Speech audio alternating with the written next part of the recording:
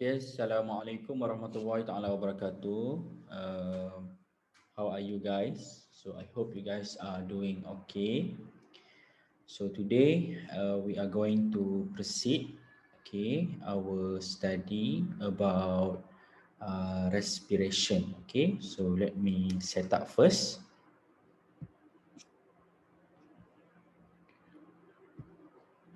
Okay, guys. So before we want to study about human respiratory system, you should know the structure that are present, okay, in the human respiratory system. So this is how our respiratory system looks like. So this is nostril. Nostril in Malay we call it as a lubang hidung lah. Okay, so usually we breathe through the nose that have nostril. Okay, so the oxygen, okay, will enter the nostril. Okay, so the air from nostril will go to the nasal cavity. Nasal cavity ni rongga yang ada dalam lubang hidung kita. Okay, so the first one, the air will go to nostril and then nasal cavity. Okay, so after that we have pairing. Okay, this is pairing, and then we have epiglottis. Okay, so this is epiglottis. Okay, and then this one you see it's like a bone, right? Okay, so the first entrance is called as a larynx. Okay, larynx. And then we have trachea. Trachea is in the middle. Okay, this is trachea. This is the beginning. And then the oxygen, okay, from larynx, it go to the trachea. And then it go to bronchus. This is how it's spelled. Okay, bronchus. So as you can see, we have two bronchus, left and right. Why? Because we have two lungs. Okay, lung on the right and lung on the left. So inside the lung, okay, this is how it looks like. Okay, so the oxygen from bronchus, okay, it will go to the bronchoil. Ni awak tengok bronchoil ni. Ni, this is bronchoil. So after bronchus, it go to bronchoil. Bronchoil ni yang kecil-kecil ni. And then after bronchoil, the oxygen will go to the alveolus. Alveolus ni yang awak tengok biji-biji ni. Okay, yang biji-biji banyak ni. Yang macam buah anggur. Okay, so if we enlarge the diagram, this is how bronchoil and alveolus looks like. Ni awak tengok ni. Okay, so enough with that. Okay, so remember oxygen, it will enter nostril and then nasal cavity. Okay, and then pharynx. Okay, and then larynx, and then trachea, and then bronchus. After that, bronchoil, and finally alveolus. Okay, guys, so if you notice, there is another structure you can find in human respiratory system. The first one is intercostal muscle. Okay, so this is intercostal muscle. And this one, you see here like a bone, this is rib cage. Tulang rusuk yang bergegar tu. Okay, so this is rib cage. And then in the middle, okay, in between one rib cage to another, there is a muscle. The muscle is called intercostal muscle. Okay, and the last one, diaphragm. This is diaphragm. Okay, diaphragm is located at the bottom of human respiratory system. So we are going to study the function of we are going to study their function, okay, on the next slide. Okay. Okay, guys, so this is the breathing mechanism. So as I said just now, the oxygen will enter, okay, through nostril, lubang hidung, and then it will go to nasal cavity. and then pharynx, and then larynx, and then trachea, bronchus, alveolus, and the last destination is alveolus. Okay, can you understand? So this is the breathing mechanism, ataupun we can say the direction where the air will get inside our body. Okay. Okay, guys. The next one we are going to study about inhalation, inhalation and exhalation. Okay, for those who don't know, inhalation is tarik nafas. Okay, tarik nafas. Okay, so inhalation means that we will take a deep breath, and then it means that we are going to absorb oxygen, right? So when you take a deep breath, okay, it means that you are taking oxygen. So that process is called inhalation. So we are going to study. Just now we have studied about the structure, right? We have studied about diaphragm. We have studied about alveolus, rib cage, intercostal muscle. So what will happen to them during inhalation? Okay, so we are going to study one by one. So it say here, when you inhale, inhale to inhalation lah. When you inhale, intercostal muscle will contract. Okay, where is intercostal muscle? Okay, as I have taught you just now, this is rib cage, right? Okay, this is rib cage, and in between of rib cage there is a intercostal muscle. Ni warna orange ni. Yang warna yellow, this is rib cage. Rib cage, tulang rusuk. Okay, in between of rib cage there is a intercostal muscle. So what will happen? So when you inhale, intercostal muscle will contract. And what will happen when it contract? It will pull the rib cage upward and downward as shown in a figure 2.3. Okay, so sekarang ni I want you to, okay, sekarang ni cikgu nak awak ambil tangan awak, cuba letak dekat dada awak. Okay, letak kat dada awak. Okay, you can feel your rib cage, right? Awak punya tulang rusuk. Can you feel your rib cage right now? Okay, right now I want you to take inhalation. Okay, tarik nafas. 1, 2, 3. Okay, what happened to your rib cage? Awak tengok, rib cage awak ni akan bergerak ke atas dan juga ke luar. That's why when during inhalation, your intercostal muscle dia akan contract.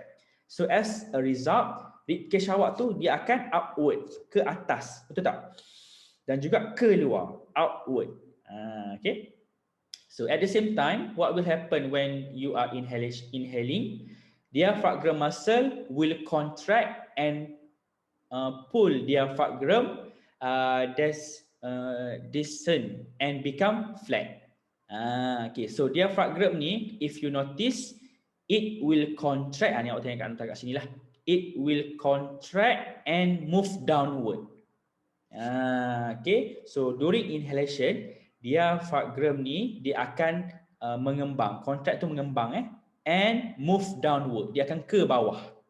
Kalau rib cage, dia akan keluar dan juga ke atas, kan, betul tak? Okay, so diaphragm contract and pull the diaphragm distance and become flat. Maksudnya dia akan ke bawah lah. So the movement of rib cage and diaphragm make the thoracic bigger and cause the air pressure in thoracic cavity to decrease. Okay, so right now some of you might be wondering, what does thoracic cavity means? Thoracic cavity is a space. Okay, cikgu ulang sekali lagi ya. Kat sini they do not mention about thoracic cavity. Now I will tell you. Thoracic cavity ni, awak tengok ni, thoracic cavity. Thoracic cavity is a space from here, ni awak tengok. You can see my cursor, right? Ni. Ni yang cikgu bulat ni. This is what we call thoracic cavity.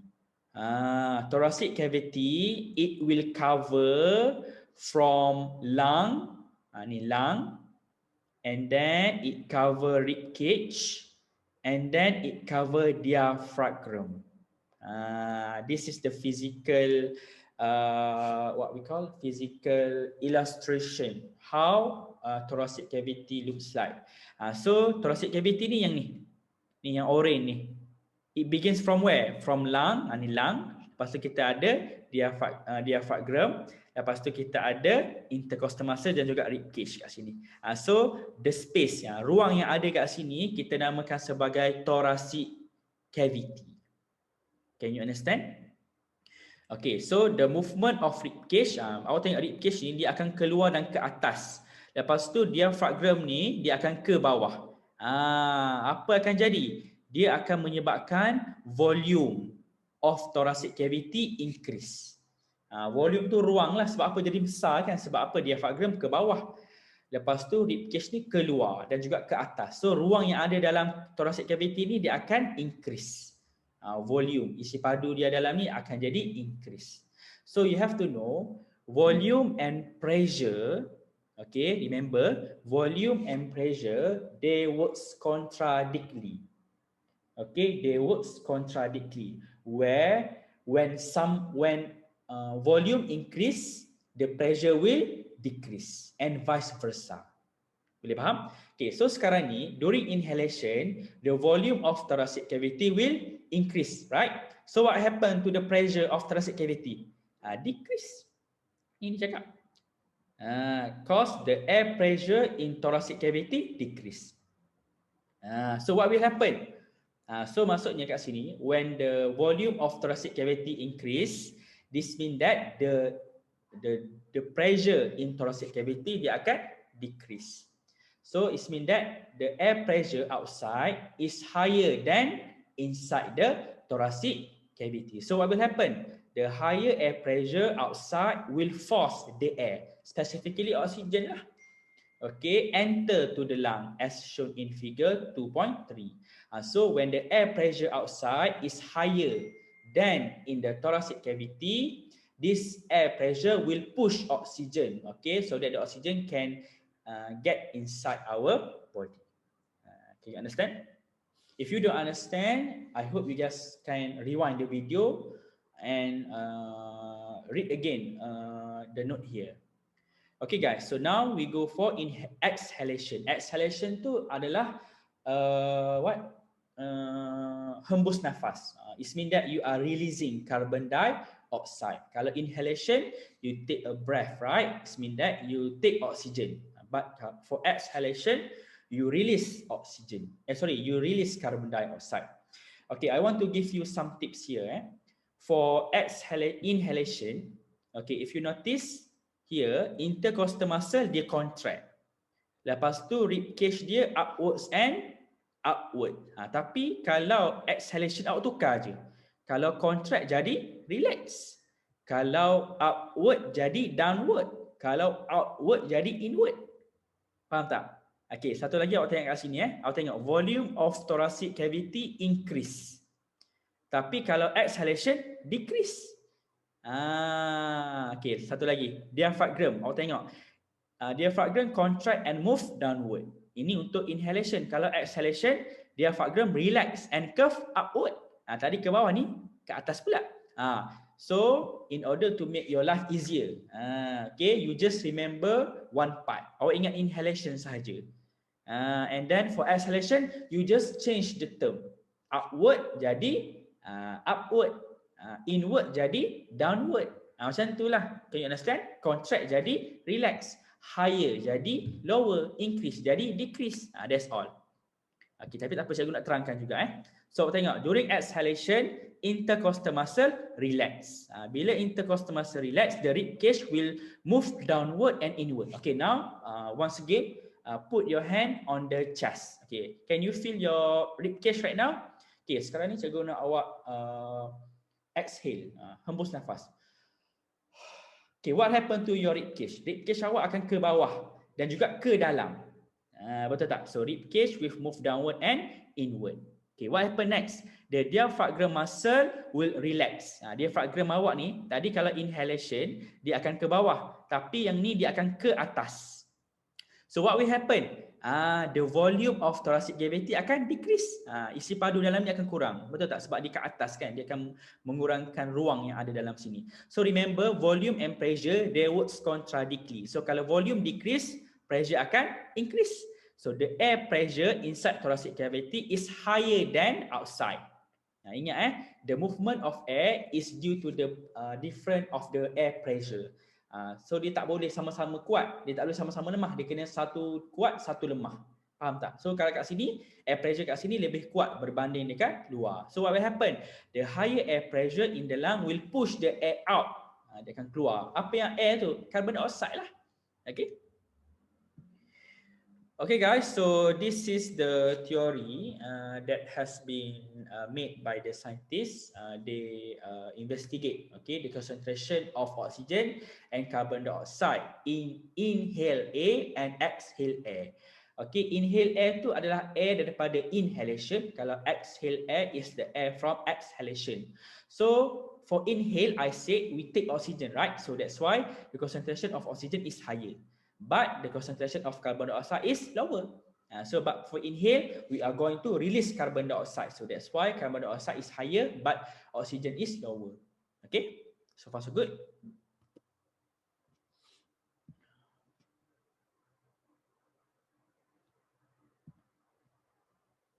Okay guys, so let's continue. Let's continue with the next one. Okay. Okay, the next one, we are going to study about the movement and exchange of gas in human body. Okay, before we go detail, I want to emphasize here, there are two places where the movement and exchange of gas in human body take place. Okay, ada dua tempat benda ni berlaku. Okay, the first one is between alveolus and blood capillary. Okay, number one is between alveolus and blood capillary. Number two, okay, is between blood capillary and body cell. Tengok kat sini. Okay, the first one between alveolus and blood capillary. Okay, and then the second one is between blood capillary and body cell. Okay, so let's study in detail what will happen. Okay, so they have given you number. Okay, now starting number 1, and then number 2, number 3, number 4, number 5, number 6. Okay, so the explanation is in here. Okay, we go one by one. Okay, number 1. Okay, you see that. Okay, number 1. Tengok kat sini. You see here, number 1, the oxygen, okay, diffuse from alveolus to the blood capillary. Okay, so let's see the explanation in detail. Okay, the air inhaled into alveolus has higher concentration of oxygen, okay, compared to the concentration of oxygen in the blood. Therefore, the oxygen will diffuse through wall of the alveolus into the wall of capillary and into the blood. So here you have to compare the concentration. Concentration tu maksudnya dia punya kepekatan, amount dia banyak ke tak banyak. Okay, so the first one they say that the concentration of oxygen in alveolus is higher than in blood capillary. So concentration dekat sini, concentration oxygen yang ada dekat alveolus ni lebih tinggi berbanding dengan concentration oxygen yang ada dekat blood capillary. Sebab apa? Sebab who receive oxygen first? Alveolus, right? So alveolus, you can say that it has higher oxygen concentration. So what will happen? So this will enable, okay, the oxygen to diffuse from alveolus to the blood capillary. Boleh faham? Okay, number 2, apa dia cakap? Okay, number 2, in red blood cell, there is a dark red color compound known as a hemoglobin. Okay, hemoglobin will combine with oxygen to form oxyhemoglobin, which is unstable compound and bright red in color. Okay, so we know that oxygen tu dia akan masuk daripada alveolus dan dia akan masuk ke dalam blood capillary. So dalam blood capillary ada apa? Ada red blood cell. Ni yang warna merah ni. Okey, dalam red blood cell adanya hemoglobin. Okey, so oksigen tu daripada alveolus dia akan masuk ke dalam blood capillary. Lepas tu dia akan masuk ke dalam red blood cell. So inside red blood cell adanya hemoglobin. So apa akan jadi? So oksigen yang masuk dalam red blood cell tu dia akan combine with hemoglobin. Okay. So this will form oxyhemoglobin. So bila oksigen masuk ke dalam red blood cell ni, dia akan bergabung dengan hemoglobin. Dia akan jadi oxyhemoglobin. Okay. So the red blood cell here will be transported where? To the body cell. Tengok error dia. Panah-panah dia. It will go to the body cell. Sebab apa? Body cell yang nak oksigen, betul tak? Okay, so you see number 3 here, right? Okay, number 3 apa explanation dia? The blood with oxyhemoglobin is transported from the lung to the heart and pumped into the other body cell. So blood yang ada oxyhemoglobin tu dia akan pergi ke jantung lah. Sebab apa? Jantung is the one that will pump the blood, right? Okay, number 4. Tengok number 4 ni. Ni number 4. The next location is in the blood capillary and body cell. So what will happen? Number 4. Okay, when the blood reach to the area around the body cell that has lower concentration of oxygen, the oxyhemoglobin, being unstable compound, will decompose to release oxygen and change back into hemoglobin. So if you see here, when tengok red blood cell ni kat sini kan, dia ada oxyhemoglobin kan, dia akan dihantar pergi ke body cell. So bila sampai kat body cell, red blood cell ni yang ada oxyhemoglobin ni dia unstable. Bila unstable, they tend to break down into what? So oxyhemoglobin will be broken down into hemoglobin and oxygen. Dia akan tukar balik. Tadi kita tukar tadi kita campur hemoglobin dan oksigen jadi oxyhemoglobin, right?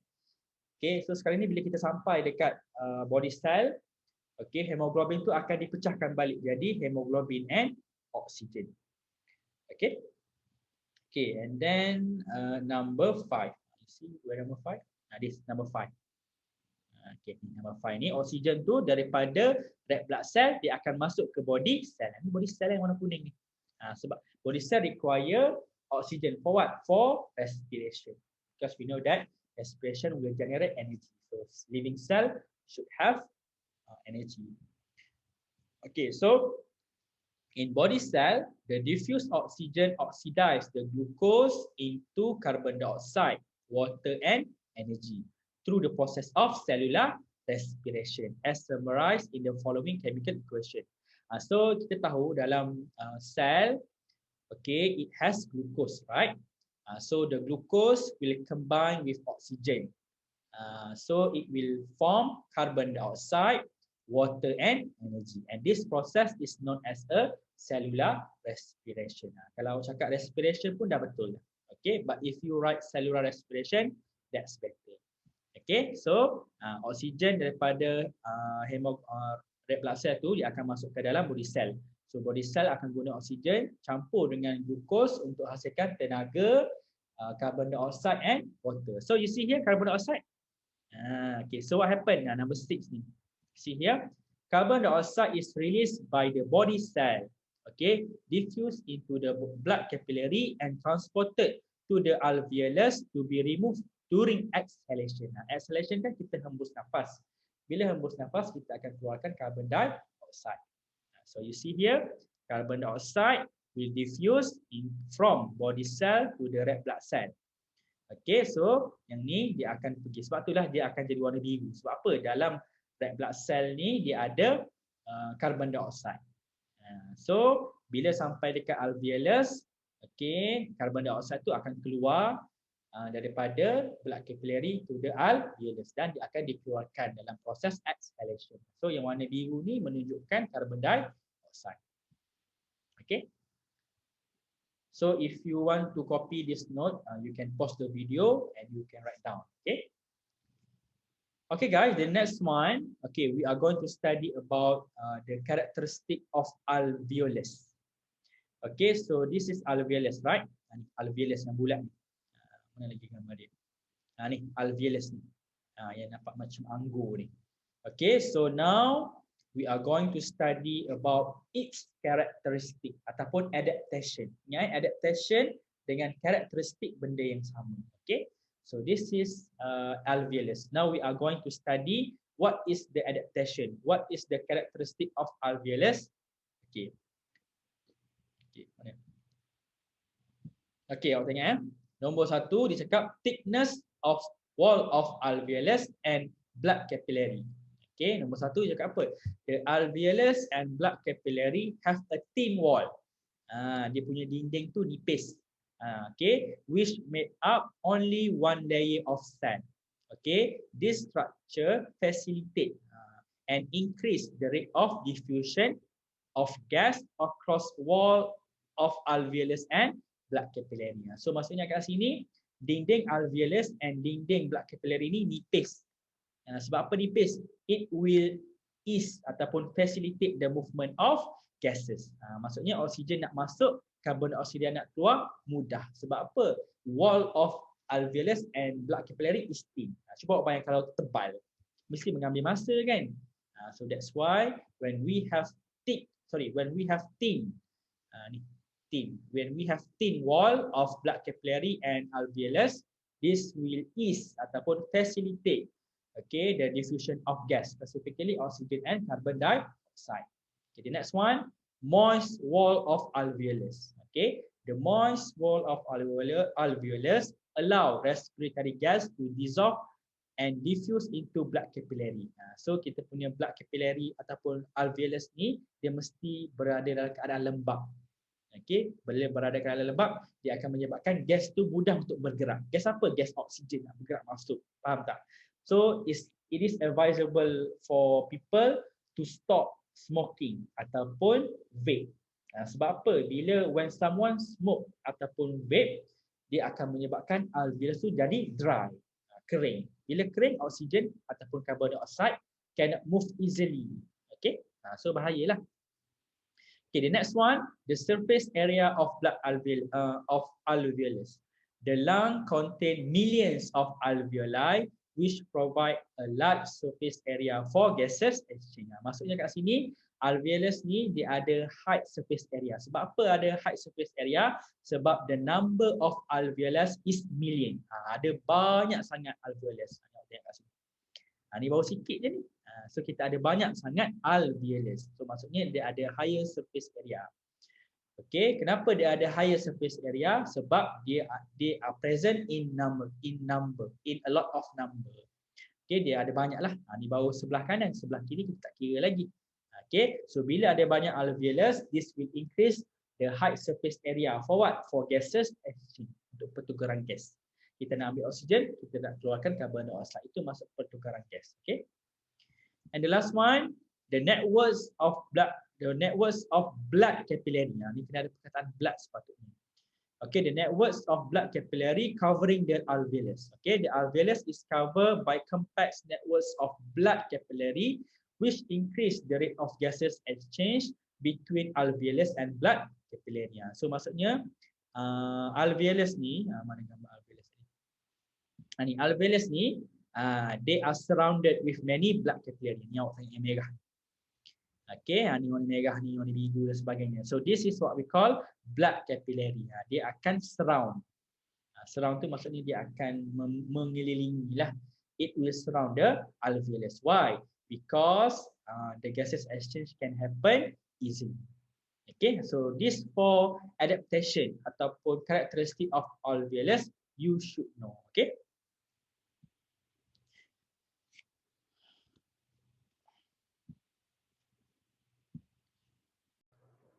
Okay guys, so let's continue to the final subtopic for today's class.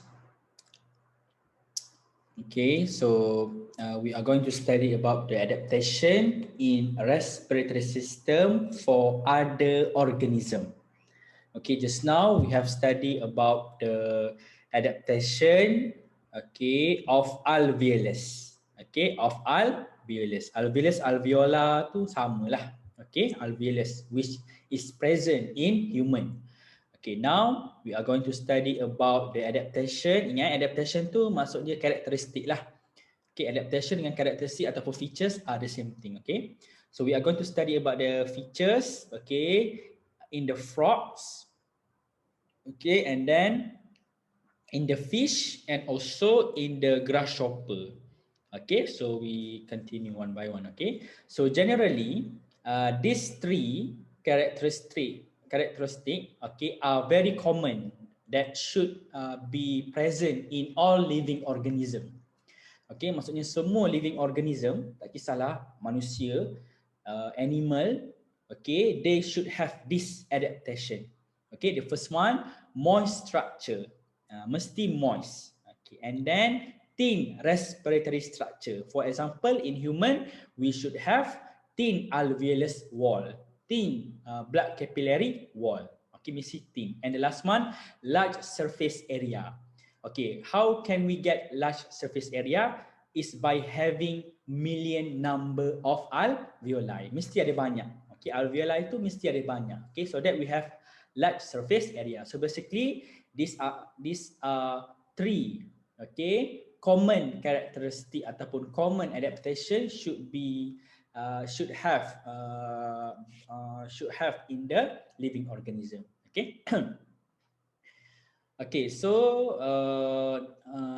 okay, next we are going to study about frogs. Okay, so frogs usually, okay, they have two respiratory structure. The first one is lung. Okay, dia ada lung seperti manusia, and then it also have skin. Okay, so respiratory system in frogs it has two. Okay. The first one, lung. The second one is skin. Okay. So amphibian, such as frog, are organisms which can live on the land and in the water. The respiratory structure of frog can adapt, okay, to increase the efficiency of gases exchange while they are on the land. Okay. So while they are on land, okay, so they have two, right? The first one is lung. The next one is they have skin. Make sure you emphasize the words moist. Okay, moist outer skin. Okay, apa lagi dia cakap ni? Okay, the skin of the frog is thin and very permeable to the gas. Permeable tu maksudnya dia membenarkan gas untuk masuk melalui skin. Okay, the skin of frog is always moist because it is covered by a layer of mucus. Mucus tu lendir. Okay, which cause respiratory gas to dissolve and diffuse easily. So as you can see, on the outer skin of the frog, it is moist. Dia lembab. Sebab apa? Adanya mucus. So bila moist, this will make the gas become easy, okay, to diffuse in the frog. Oksigen maksudnya boleh masuk macam tu lah. Faham tak? Okay, under the layer of skin, there is a dance of networks of blood capillary to increase the diffusion rate gas between skin and blood capillary. So, cara yang pertama, the frog can get oxygen is through the lung. So, where the oxygen will enter through nostril. Nostril tu lubang hidung. Lepas tu dia akan pergi dekat oral cavity. Lepas tu dia pergi dekat glottis. Lepas tu last sekali pergi dekat lung. So this is the first way how the frog get oxygen. The second one is that they have oxygen through skin. So skin ni pertama sekali it say that it is moist. Sebab apa ada moist? Sebab dia ada mucus. Okay, why it should be moist? To increase, okay, ataupun to facilitate the gases exchange. Maksudnya oksigen akan senang masuk lah. And you have to know that under the skin of the frog, there are many blood capillary. Blood capillary itu is the place where the oxygen get in and carbon dioxide get out. Okay, that's all for the frogs. Okay, the next one we are going to learn about fish. Fish ni dia guna gill, betul tak? Okay, so kita tengok Fish is an organism that can live only in the water. Awak tak pernah jumpa lagi kan ikan berterbangan dekat awan, tak ada. Okay, itu dalam mimpi. Therefore, the respiratory structure of fish, namely gill, ataupun dalam bahasa Melayu insang lah.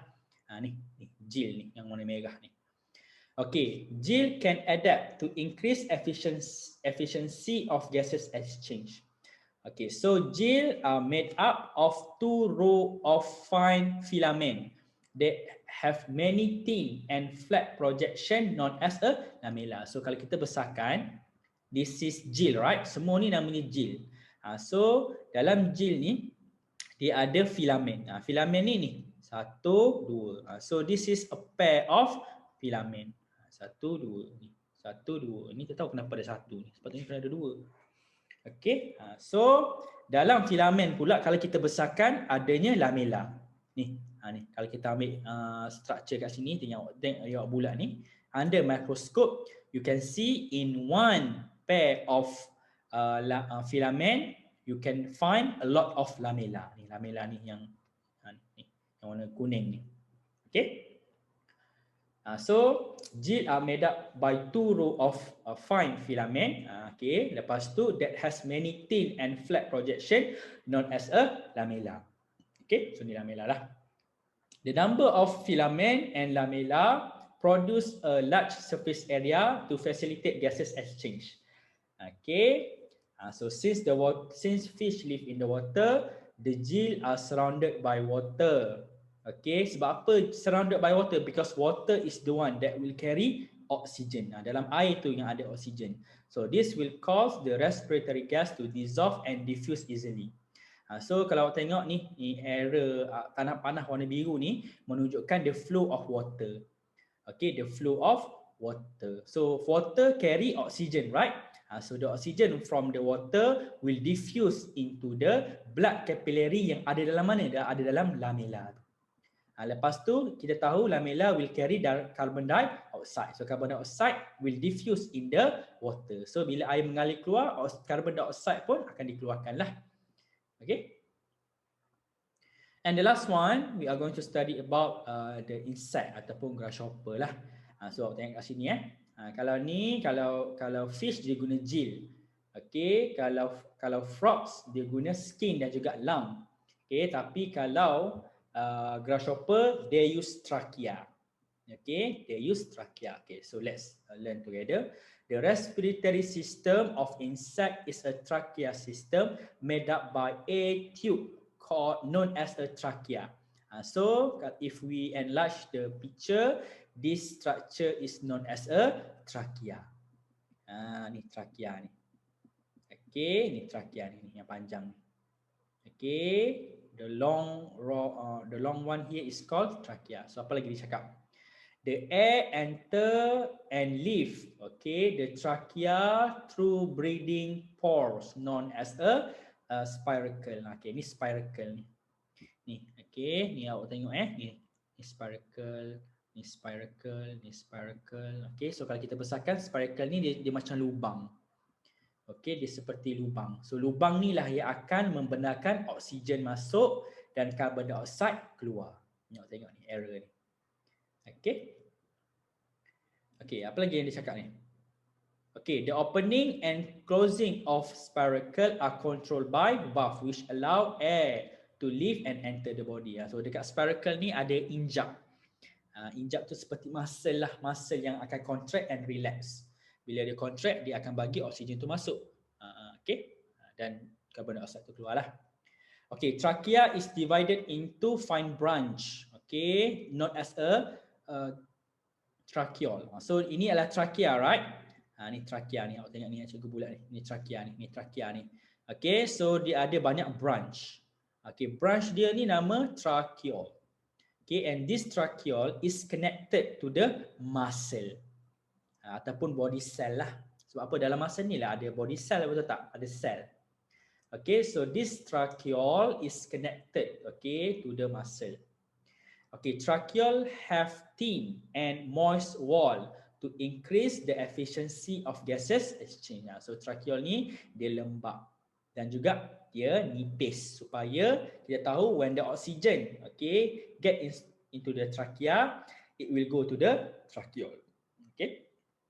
The large number of tracheole will provide a large surface area to facilitate gases exchange through the diffusion directly into the cell. So kita tahu dalam muscle ni lah ada sel.